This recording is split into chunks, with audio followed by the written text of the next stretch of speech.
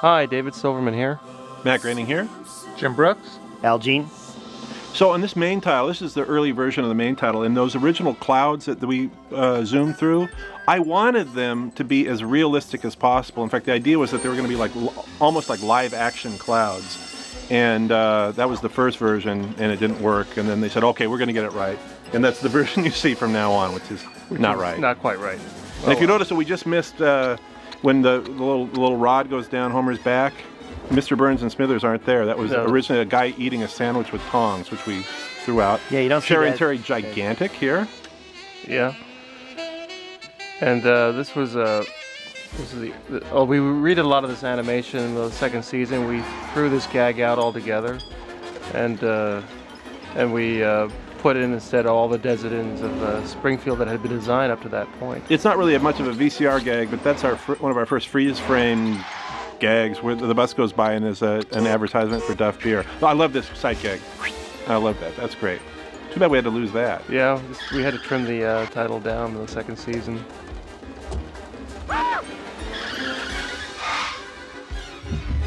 Let's see, you were saying the non-couch gag. Non-couch gag. And we had 5 variations, and that was one of them. They just go in, they sit down, and watch TV. Great gag, huh? And now to our own pie in the sky, Bill Pie in the KBBL. Later that show was changed to Arnie in the Sky with Arnie Pie.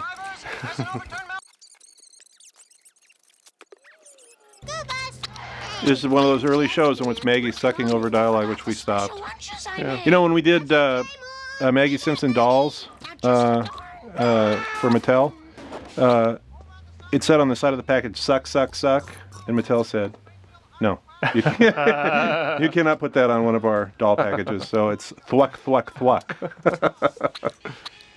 Well, Maggie, it's just you and me again. So when the show was originally done, this was going to the pilot. In the intro, we had a lot of talking and introducing the characters. We just simplified it to Marge watching as people eat hungrily and ignore her. This was the last show we did in the first season, so we had learned quite a bit by now. And the animation was nice and sharp. This is actually early animation from the first version of the show.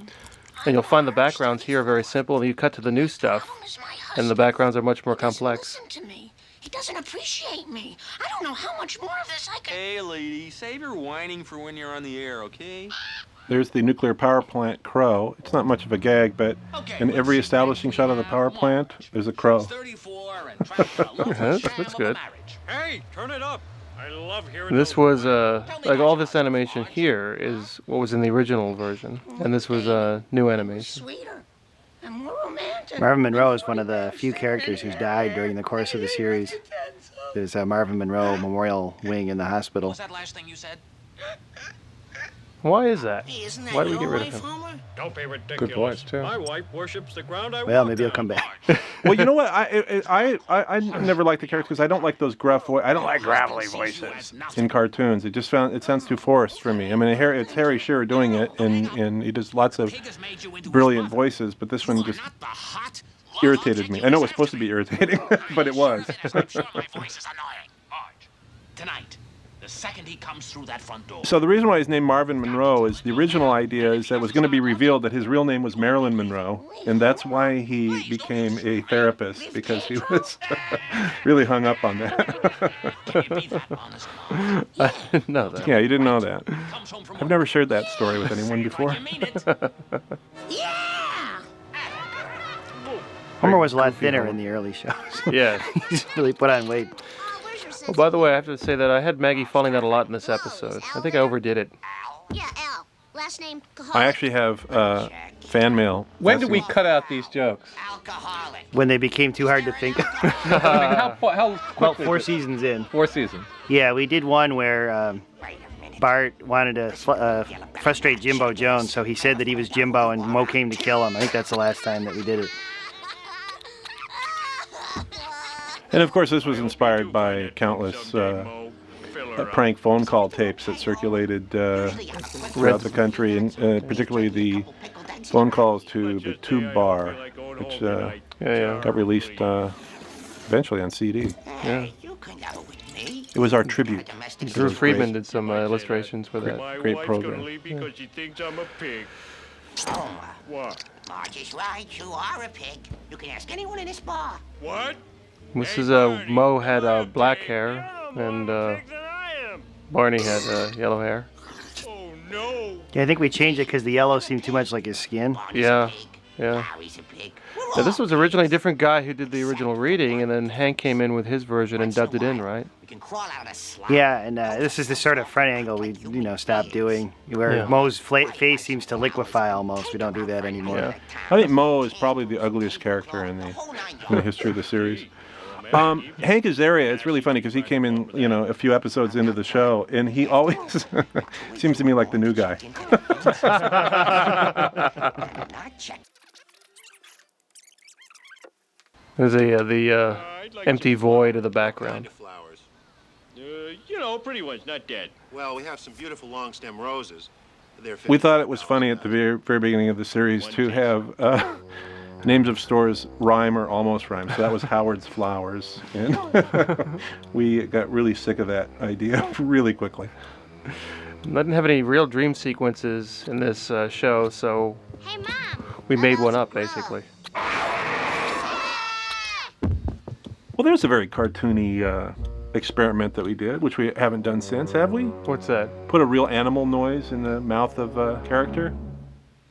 We don't even put animal noises in the mouths of animals. Right. So this became the dream sequence. Your husband sees you as nothing. The pig has made you into his mother. You are not the hot love object you deserve to be. Have we made clear the history of this episode? Start loving. Well, I don't think so. No, this is a A redo, shall we say. Great stories in the annals of show business. yeah, this is the show that almost killed the Simpsons. Whatever do you mean, Matt?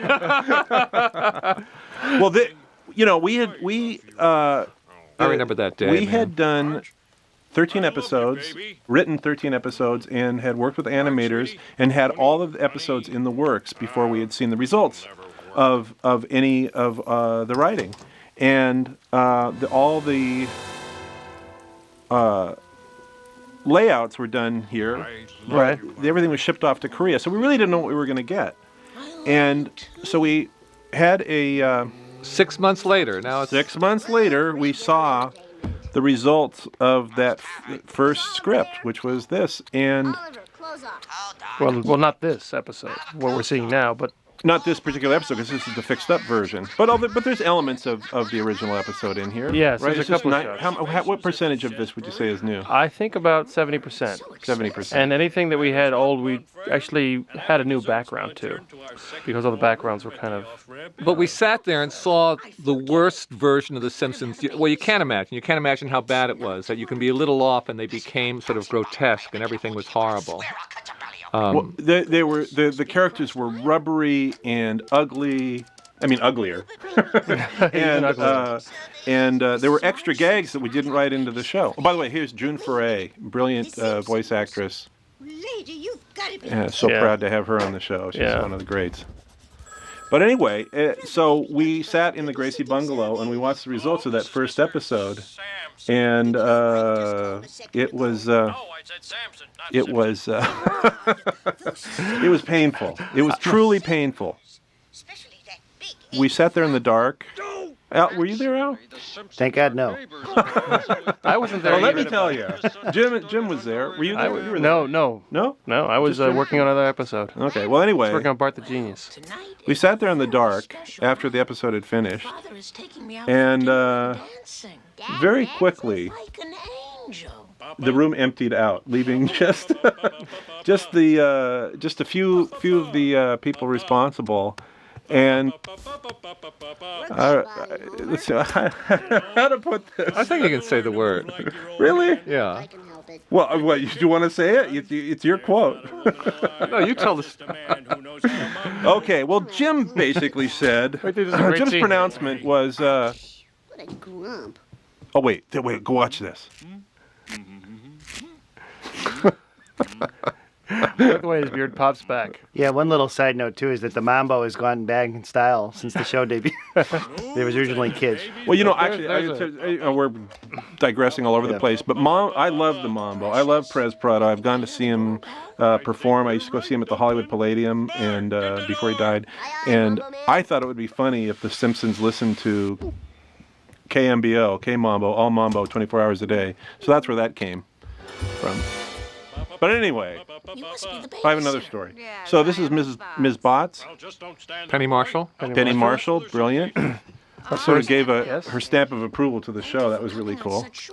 I actually had a series of babysitters as a kid, and the one I really liked was Mrs. Botts. So that's my tribute to her. I had a real babysitter. I had this other babysitter who my parents went on a 2-week trip and left us kids at home. My younger sisters, Lisa and Maggie, and me. And the second we walked, she was very nice. Just getting the door shut. She pulled out a book that said Psycho-Cybernetics on the cover and said, "This my whole life is based on this book, and I'm going to teach you Psycho-Cybernetics." And all I thought was, psycho. And we had to eat food in the proper order, and we had to lift up our fork with our right hand, and we had, it was all this crazy stuff. So this is my catharsis with a babysitter. All right, but what was the word? But we were seeing the show that meant that the series could not possibly work. If the next week we saw a second show as seriously off as that, and we had to wait a week before that was true, but nobody was calling the Emperor. Well, you couldn't call the Emperor anything else but naked at that moment. But it was that. Well, the phrase I remember hearing, and it will be forever imprinted on my brain. In the dark, Jim, you said, "This is shit."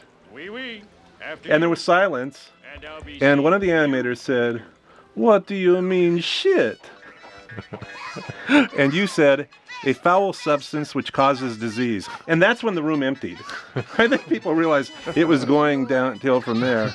And then there was some defense. I remember a line, "Maybe your script is not so funny." Oh, this had a great playoff because the same nameless animator, when we won an Emmy, suddenly he had, and he'd always said this about this. He said he had come back to me and he says, "Maybe this shit isn't funny," meaning that it was, the script and then all of a sudden, so dissolved, we were all there winning an Emmy and we were all getting this picture, a group picture, and I saw the animator down, getting the Emmy, and I leaned over and I said, "Maybe this shit isn't funny," which was small of me, I admit. But. And now we hang out together all the time. That's the amazing thing, we're all friends. And But he laughs about it all the time and says how he was wrong. But the postscript was the next week's show is Bart the Genius, which was great, directed by David, and then David turned Silverman. things around David 180 But the Silverman. longest week ever, because Fox had committed to 13 shows. There was no way it would be anything but horrible if that persisted. It was just the longest week. Oh, and remember, It was really long for me. I was kept, just sweating Fox was bullets. supposed to come and see the show. And we made up an excuse, and I don't remember what the excuse was, because we wanted to wait till more animation came in to see whether or not we had anything to show for all our troubles. I think it was some preposterous stories about being ashamed of our work so far.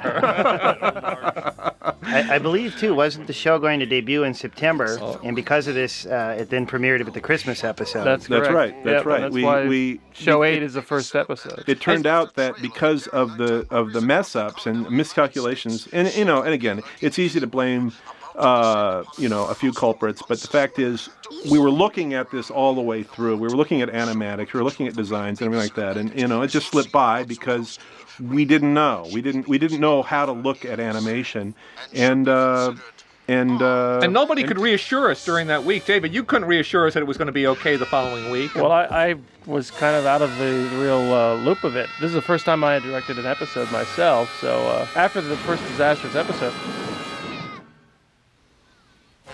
I just kept running my episode in my brain all over the place and making sure I didn't make the same mistakes. Yeah, basically each director is responsible for his or her episode, and the supervising director is the only one that works on all of them.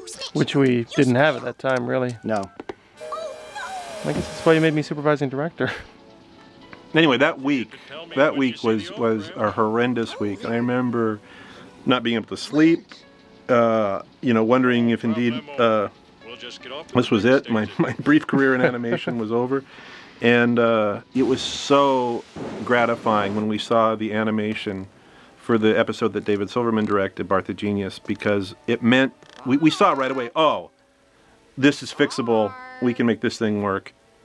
Ironically, then, when this episode aired with the 70% fixes, a lot of people told me it was their favorite or one of their favorites from the first 13. Yeah. This is our tribute to Night of the Hunter. And now there's the pickled eggs, or pickled beets, with no beets in the jar. That's one we didn't fix. We didn't quite fix it one up.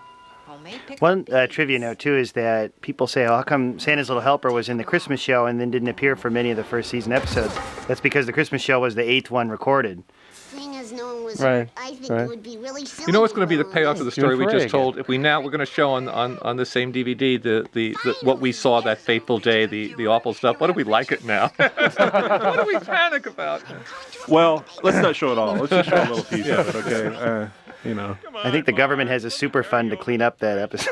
That'll be when you get to that part of the DVD. That'll be the only DVD with audio commentary of just us screaming. This is fun. We know who you are. Some of her animation, Miss Boz, was pretty good, but what we mainly did is change the background. But you can see that a lot of the Bart animation there is pretty wild and off-model. What you would see, too, is if a door gets shut, it flaps, it doesn't behave like a real door. Right. Things we don't do, haven't done When I since. finish up, you guys can watch the rest of your favorite video cassette. Quiet, Bart. Let's make the best of this. Maybe I'll go. Yeah, there you go. Your blue thing with the things. Fox did not want us to say that. Scandal. We know exactly what you mean. Maggie demonstrating her dexterity even in the early days of the show. It would be interesting to go through this and see how much of it is new. Looking at it, it almost all seems new to me, rather than the original. You can sort of point it out. I think that one's pretty much the same. Well, in the original version of the show,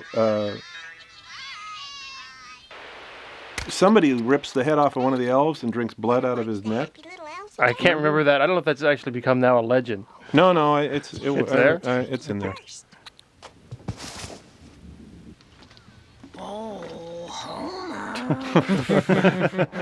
Is that Homer's first ecstatic shudder? That's not related to food. Oh, so you got out of your crib. I guess you need to be tied up, too. Yep, there's one of those doors slamming like it's made out of rubber. Remember when that was, in the old version of that, the staging of that was so wild it didn't make any sense. No, we'd never draw their feet like that anymore, would we? I don't think so. I called home, just to check on the kids.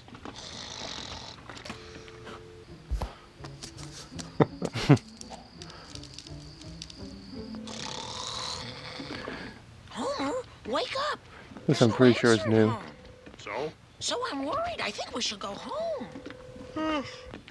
All right, I suppose my work here is done. Hello, Vigilant. We caught the babysitter Bennett. I think one of the appeals of Homer is that he loves what he loves. He loves it with all his heart. So whether it's a donut or a beer or Marge or whatever, he's just on board with it. All the rest of us are feeling guilty, and we love the same thing Homer loves. But he's really relentlessly upbeat. He loves everything on TV, no matter what. We're so sorry. We're so sorry. Yeah. Please turn off the TV. I can't tell you how chagrined we are about all of this. Oh, these things are heavy. Just so there's no hard feelings, here's double your pay. No, triple. Thank you. Mr. Sampson, can I give you a Ooh, nice trumpet mouth. Sure. Don't turn that was an your back example of the kind of thing on we the boy wanted for to a do. second. Ain't that the truth? You know one time he... Well, the deal with animation is you basically are creating your own universe and your own rules. And I don't know what there are different rules for different animated universes. Disney has its own rules. Warner Brothers had its own rules. Hanna-Barbera has its own rules. And we were establishing our rules on The Simpsons. And I think part of the problem, again, with these early episodes, is that we hadn't really nailed down what our rules were. And my feeling was that with Disney cartoons, the entire universe was on very cushiony springs. Everything was really bouncy. And in Warner Brothers cartoons, things were like very rubber bandy. Things snapped a lot, and people went to extreme poses. And the idea in The Simpsons was, for me anyway, that these are characters, again, the middle-aged people, who are fairly stiff and awkward, but have a little bit of that rubber band in them, but basically they can't bend their arms the wrong way. They don't walk through the air and fall to their death, like Warner Brothers' Wile E. Coyote, or to their non-death. And and that we nail it with consistent anatomy and with realistic sound effects. There are, other than you heard on the Happy Little Elves, there are no boings in The Simpsons. There are no boings and zaps and the usual kind of cartoony sound effects. And these were passionate conversations, remember? Yes. Yeah. Well, that was one of the things that was difficult to getting the animators on, drawing consistently, is that they were either schooled in Warner Brothers style animation or Disney style animation, and there wasn't a lot of variations. Now, I think there's a lot of, every show that comes on has a very strong artist-driven vision of what the show should be like. But The Simpsons was very unusual then, because shows were driven by what the studio style was, not by a specific artist style. And we're following Matt's lead on that.